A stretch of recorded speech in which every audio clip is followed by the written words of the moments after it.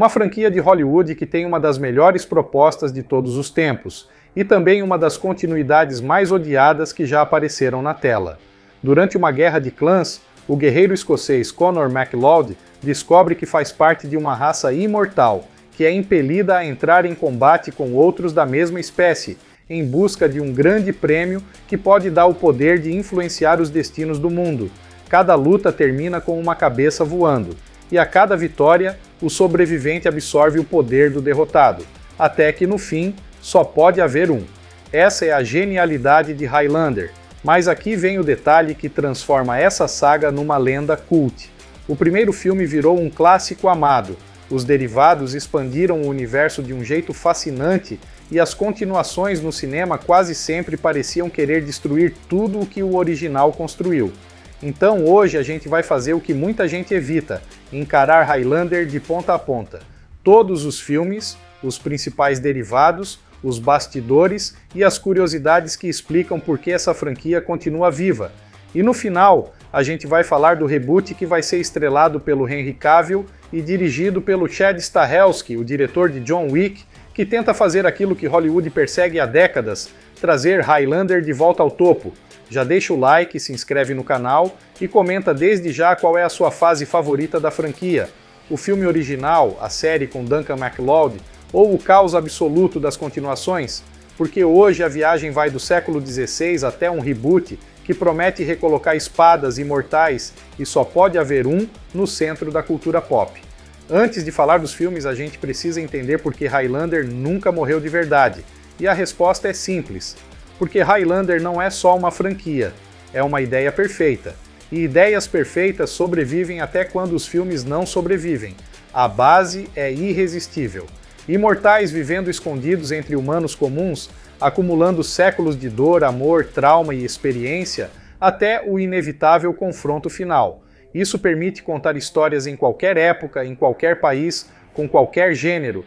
Dá para fazer fantasia histórica, ação urbana, romance trágico, ficção científica, suspense sobrenatural e até anime futurista. E essa é uma elasticidade criativa que quase nenhuma franquia permite. O problema é que Highlander sempre oscilou entre duas forças opostas. Quando abraça o mistério, a melancolia e o peso do tempo, funciona muito bem. Mas, quando tenta explicar demais a própria mitologia, aí a coisa complica e eles costumam meter os pés pelas mãos. E é exatamente por isso que o primeiro filme é tão lembrado. Highlander, o Guerreiro Imortal, foi lançado em 1986, dirigido por Russell Mulcahy, e é o ponto de origem de tudo.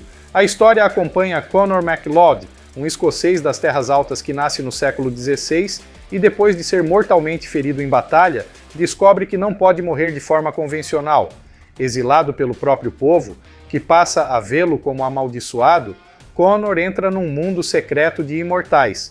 Ao longo dos séculos, ele é treinado por Juan Sánchez Villalobos Ramírez, interpretado por Sean Connery, e se prepara para a reunião, o momento em que os imortais restantes vão se enfrentar pelo prêmio final. No presente, em Nova York, Conor encara seu maior inimigo, o Kurgan, um bruto sádico e carismático, interpretado por Clancy Brown. E aqui está uma das maiores forças do filme. Highlander não é só uma história de ação, é uma história sobre tempo, perda e solidão. Conor atravessa séculos vendo pessoas que ama envelhecerem e morrerem. O mundo muda, mas ele permanece. Isso dá ao filme uma melancolia muito própria. Agora vem uma parte curiosa. Financeiramente, o filme não foi um grande sucesso logo de cara. O orçamento girou em torno de 19 milhões de dólares, enquanto a bilheteria mundial ficou por volta de 12,9 milhões. Ou seja, no cinema, Highlander não parecia o nascimento de uma super franquia. Só que, no mercado doméstico, na TV e no boca a boca, aconteceu a mágica. O filme cresceu, virou cult, e muito disso tem explicação. Primeiro, a trilha do Queen. Em vez de uma trilha só funcional, Highlander ganhou uma identidade sonora muito própria e é um dos raros casos em que a música ficou até mais famosa do que o próprio filme para qual ela foi criada. Pedradas como Princess of the Universe, Who Wants to Live Forever e A Kind of Magic nasceram diretamente ligadas a essa obra. Então, se você não gosta do filme, pelo menos agradece a ele por essas obras-primas do Queen. Não é exagero dizer que a música ajudou a transformar o filme em mito. Segundo, o vilão. O Kurgan é um daqueles antagonistas que entram maiores do que a própria lógica do roteiro. Clancy Brown entrega uma presença monstruosa, imprevisível e memorável. Terceiro, a estrutura narrativa. O filme vai e volta no tempo toda hora, cruzando passado e presente, com uma energia de videoclipe muito ligada ao estilo visual de Russell Mulcahy, e isso envelheceu melhor do que muita produção supostamente mais séria da mesma época. Tem uma curiosidade importante também. Christopher Lambert ainda não dominava completamente o inglês durante a produção, e isso gerou desafios de atuação e comunicação no set. Mesmo assim, ele entregou algo que virou marca do personagem, uma vulnerabilidade estranha, quase deslocada, que combina muito com a ideia de um homem fora do próprio tempo. E tem outra curiosidade ótima. Sean Connery interpreta um personagem espanhol com o sotaque escocês mais violento da história do cinema, e treina um personagem escocês interpretado por um ator francês. E por algum milagre, essa maluquice multinacional funciona, porque Highlander é assim, aceita que dói menos. No final, Connor vence o Kurgan, conquista o prêmio e o filme encerra a história como se ela tivesse acabado de verdade. O problema é que Hollywood olhou para essa obra fechada e pensou: eu gosto de dinheiro. E é aqui que a franquia começa a entrar em território lendário, pelos motivos errados. Highlander 2, A Ressurreição, de 1991, é um daqueles casos em que a continuação não só falha, mas pega tudo o que tinha de bom e destrói de cabo a rabo tentando explicar o que não precisava de explicação.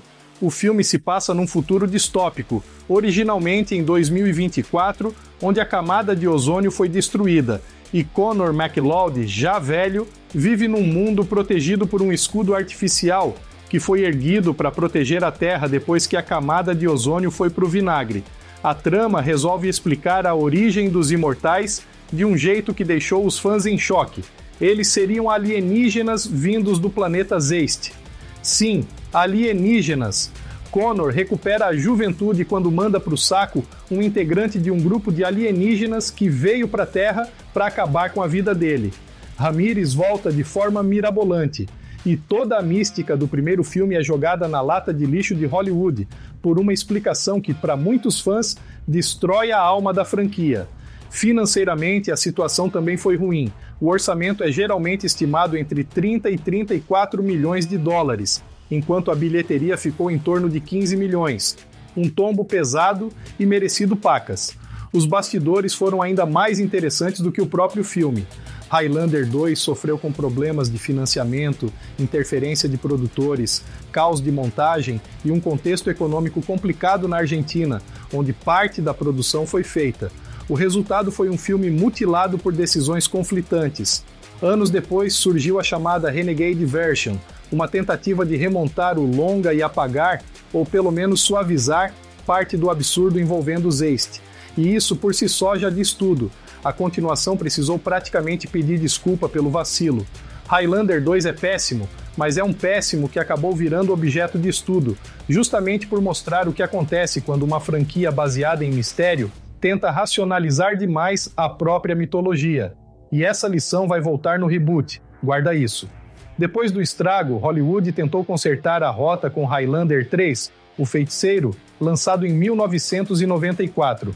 A estratégia foi simples: ignorar quase tudo de Highlander 2 e agir como se a continuação não fosse canônica de verdade.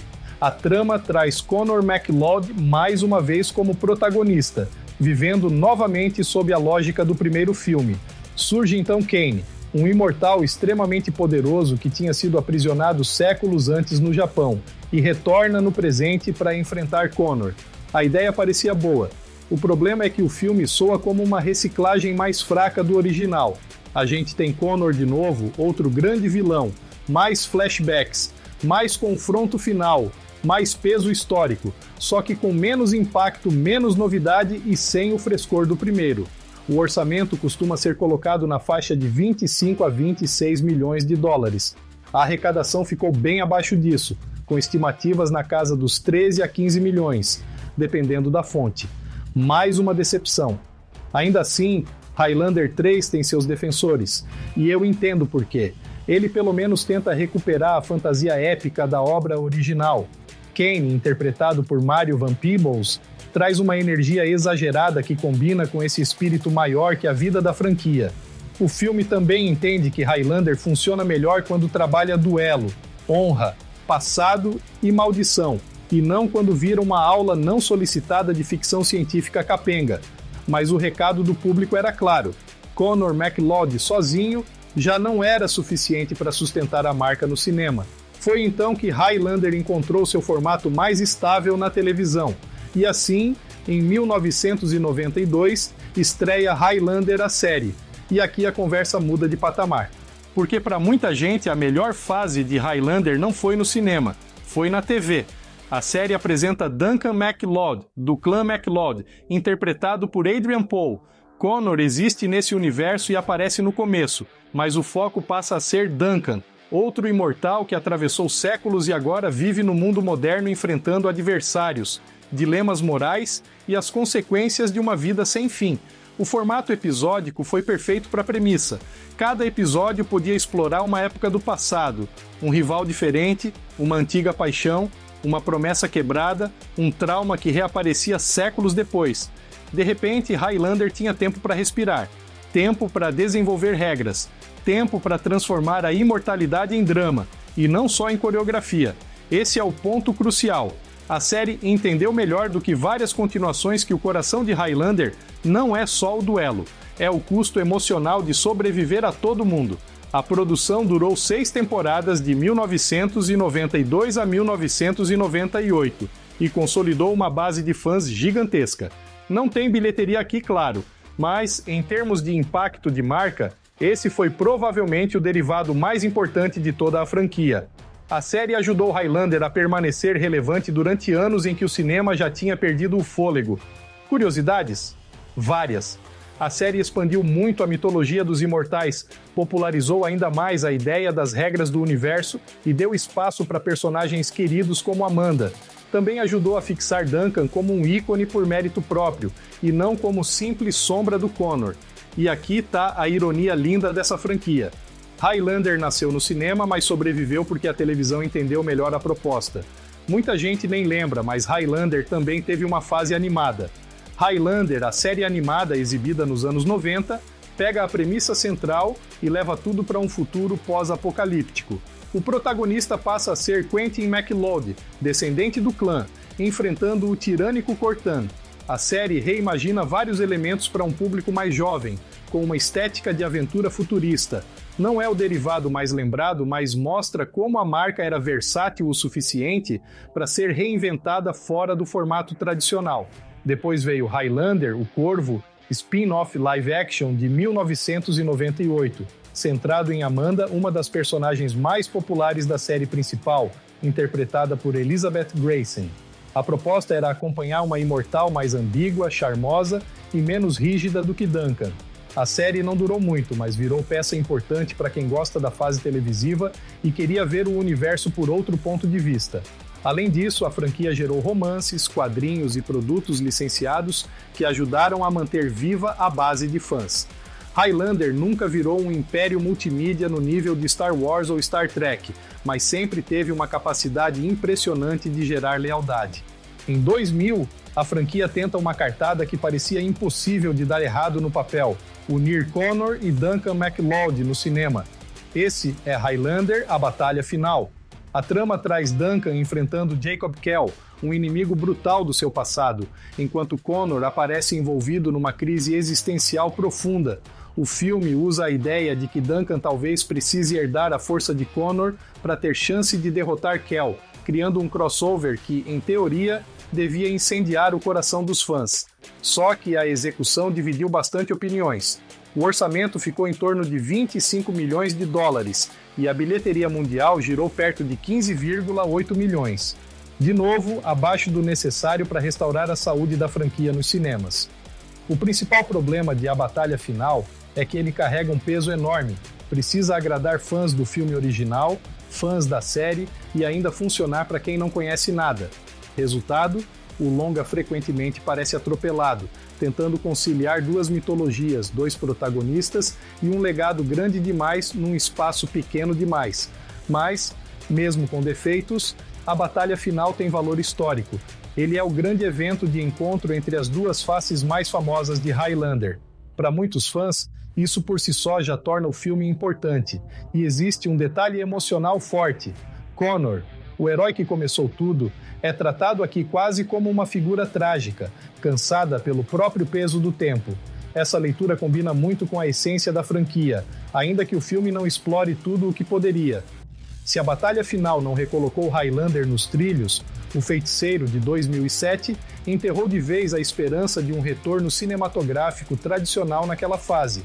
Highlander, O Feiticeiro, acompanha Duncan e outros personagens numa busca pela suposta origem da imortalidade.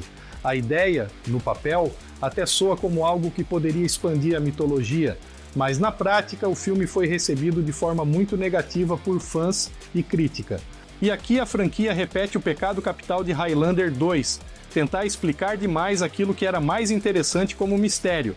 O lançamento do filme foi fragmentado, com circulação muito irregular entre TV, home video e mercados específicos, o que torna os números públicos de bilheteria pouco consistentes e difíceis de consolidar.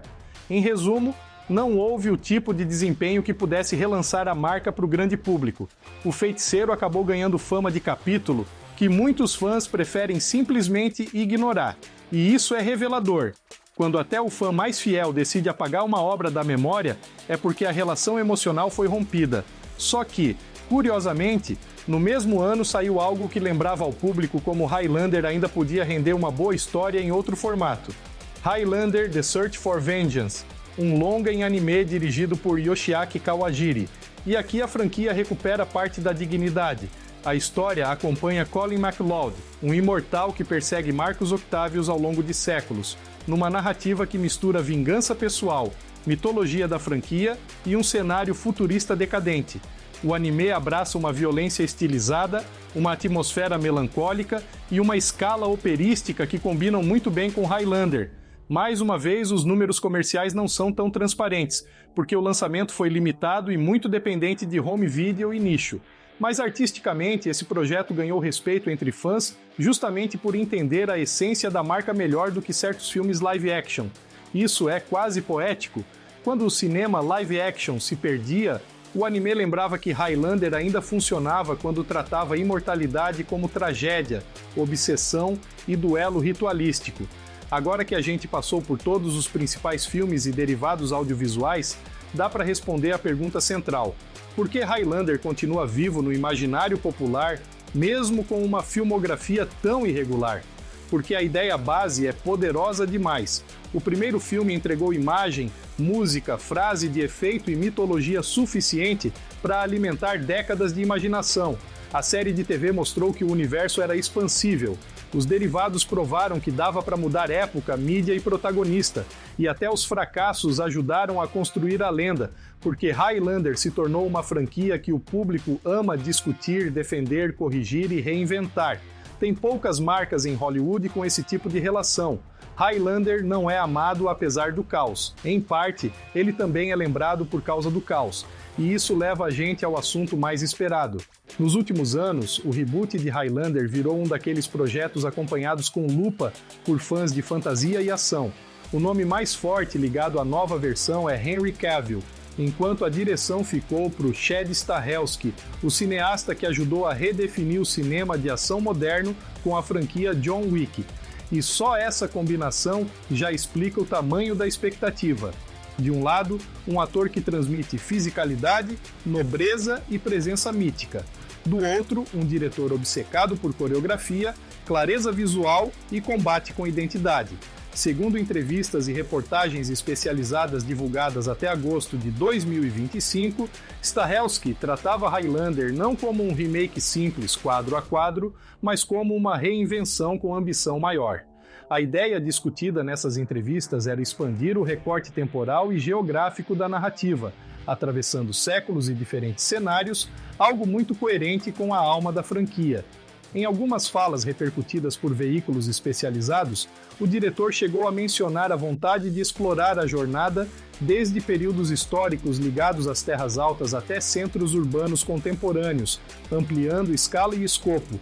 Esse é um ponto muito interessante. Se existe alguém capaz de vender duelos de espada para o público moderno como evento de ação premium, esse alguém parece ser Chad Stahelski, porque o desafio de Highlander hoje não é só a mitologia, é fazer espada voltar a parecer gigantesca num mercado dominado por armas de fogo, super-heróis e fantasia em streaming. Outra informação recorrente nas matérias era que o grande nó criativo do reboot não estava na ação, mas nas regras do universo. E isso é importante. Todo fã de Highlander sabe que o problema nunca foi inventar lutas boas. O problema sempre foi saber até onde explicar a origem dos imortais sem matar o mistério. A imprensa especializada destacava justamente essa preocupação, encontrar o equilíbrio entre respeitar a premissa clássica e tornar o conceito acessível para um público novo. Henry Cavill, pela imagem pública ligada a personagens épicos e pelo histórico de dedicação física, parecia ser visto pela cobertura especializada como uma escolha natural para um protagonista desse tipo. A aposta implícita é clara: um Highlander moderno precisa parecer ao mesmo tempo elegante, antigo, perigoso e cansado do mundo. E Cavill, em tese, reúne esses ingredientes. Se esse novo filme quiser realmente recolocar Highlander entre as grandes franquias, ele precisa acertar 5 coisas fundamentais. Primeiro, manter o mistério, não transformar a origem dos imortais numa explicação banal que encolha o universo. Segundo, fazer o peso do tempo importar. Highlander não é só ação, é memória, perda, amor impossível e solidão histórica. Terceiro, criar um vilão memorável. O Kurgan continua sendo uma sombra enorme sobre toda a franquia. Quarto, usar a ação como linguagem de personagem. Cada imortal devia lutar como alguém que carregou séculos de experiência, e não como um boneco genérico. E quinto, preservar a identidade mítica. Highlander precisa soar grande, romântico, trágico e operístico. Quando a franquia esquece isso, ela perde a própria alma. Se o reboot entender esses pontos, ele não precisa copiar o original, ele precisa capturar o mesmo tipo de fascínio. No fim das contas, Highlander é uma franquia raríssima. Ela começou com um filme que não dominou as bilheterias, mas venceu o tempo, ganhou continuações problemáticas, séries melhores do que vários filmes, derivados curiosos, um anime subestimado e uma reputação que oscila entre o cult e o caótico. E mesmo assim, ou talvez justamente por isso, continua viva, porque enquanto existir a ideia de guerreiros imortais duelando através dos séculos, enquanto existir a imagem de um herói que viu o mundo mudar vezes demais, enquanto existir uma música do Queen tocando sobre espadas, relâmpagos e destino, Highlander sempre vai ter chance de voltar. E talvez essa seja a maior ironia de todas. A franquia sobre imortais quase nunca morre, ela só entra em outra era. Então agora eu quero saber de você, qual capítulo de Highlander é o seu favorito? O clássico de 1986, a fase Duncan MacLeod na TV, o anime? Ou você também acha que Highlander 2 é um dos maiores acidentes automobilísticos da história do cinema? Comenta aqui embaixo porque eu quero muito ler a opinião de vocês. Se curtiu esse vídeo e quer mais material aprofundado sobre franquias cult, continuações problemáticas, universos esquecidos e reboots em desenvolvimento, deixa o like, se inscreve no canal e ativa o sininho. Porque por aqui a regra é simples. No algoritmo pode até haver muitos vídeos, mas, lendário mesmo, só pode haver um.